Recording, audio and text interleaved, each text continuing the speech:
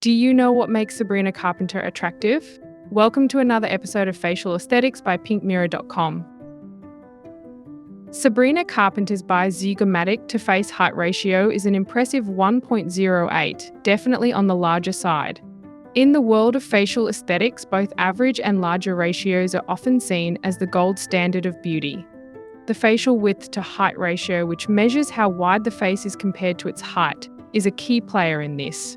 According to research by Deska and colleagues, a high ratio for women sits around 2.08, while a low one hovers near 1.77.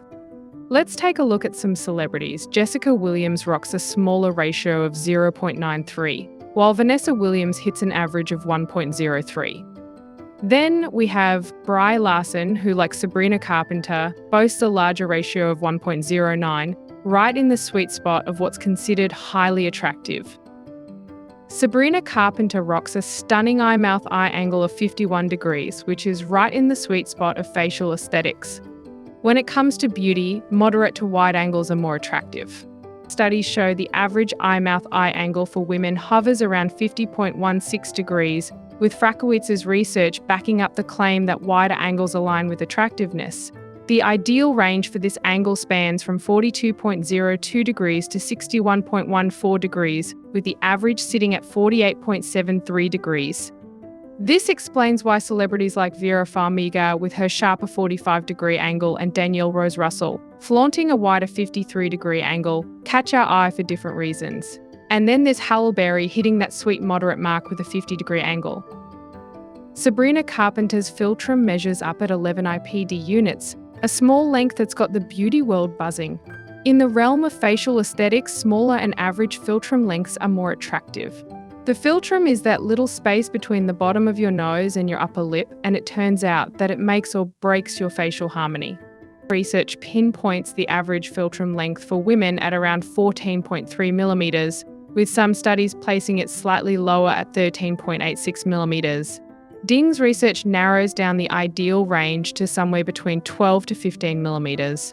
When we look at celebrities, Ashley Hibbert's got the smallest Filum in the game at just 8 IPD units, Thylane Blondour matches Sabrina with 11 units, and Lily Allen strikes a balance with an average of 15 IPD units.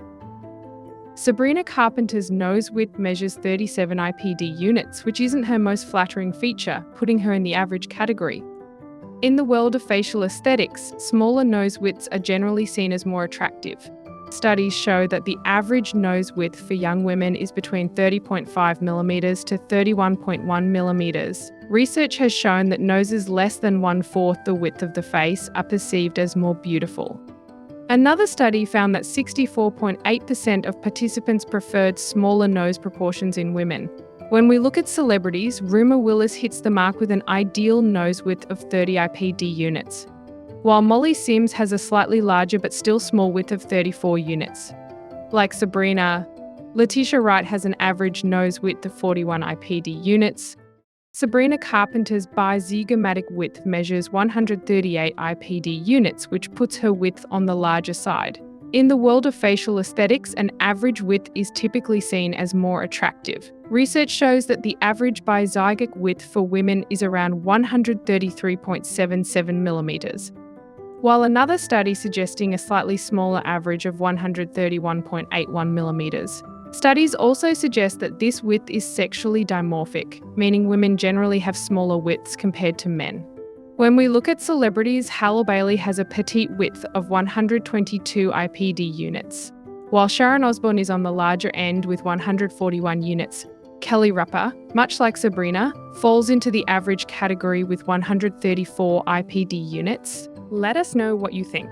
Which celebrity do you want to analyze next? Are you curious about your own facial aesthetics? Visit pinkmirror.com.